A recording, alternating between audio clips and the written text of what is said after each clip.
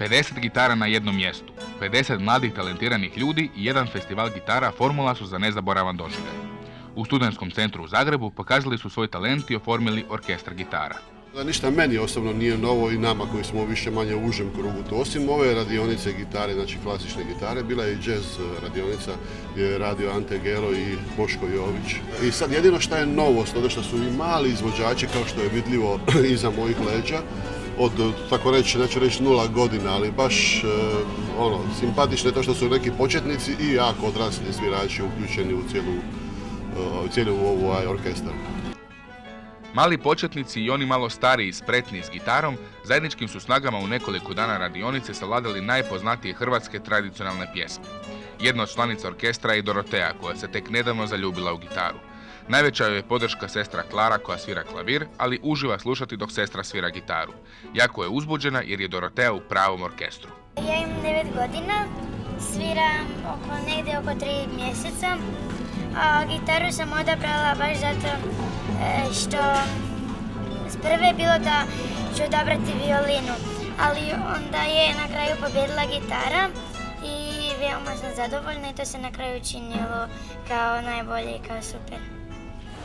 Ja sam Klara, imam 9 godina, sviram klavir 4 mjeseca. Odabrala sam ga zato jer je lijepi instrument i sviđa mi se, pa sam baš njega odabrala. Ovaj internacionalni festival okupio je mlade iz cijele regije. Ivan je na festival stigao iz Tuzle. Gitaru svira 6 godina, a ovo mu je prvi puta da je član pravog orkestra. Došao sam ovdje u Zagreb na natjecanje iz gitare. Pored natjecanja iz gitare sudjelujem u radionicama, na primjer na ovoj radionici orkestra gdje se dosta nas okupilo. Sviđa mi se organizacija festivala, svakako dolazim iduće godine. Kako bi cijeli orkestar bio savršeno usklađen, bio je zadužen njihov mentor, profesor Ante Čagalj, koji za svoje male polaznike ima samo riječi hvale. Profesor Čagalj nije prototip strogog profesora, već upravo suprotno. Kada je podizanje atmosfere i rješavanje treme u pitanju, tu je pravi majstor. Imali smo 4 probe, odnosno 3, sutra je 4. I šta bude, bude. Čuli ste djelomično rezultat, imamo nekoliko kompozicija naučenih, recimo 5 dijela, da tako nazovemo, raznih profila i karaktera, uglavnom zabavnog karaktera. Kako bi profesor cijeli orkestar uspješno držao na oku, pomagala mu je Lucija, koja je zadužena za uvježbavanje i uštimavanje gitara. Malima je veliki uzor i autoritet, te čak i profesor od nje nerijetko traži pokoj i savjet.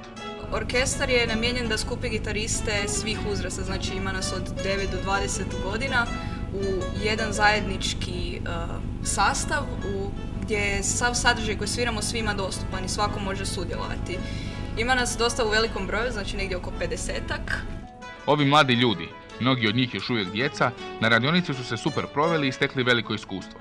Uz potporu roditelja, ovaj mali, ali ipak veliki orkestar gitara pokazao je što se sve može kad se male ruke slože. Ako ste propustili ovogodišnje, prvo izdanje Gitar Festa, Klara ima poruku za vas. Pa možete i vi doći druge godine na festival gitare.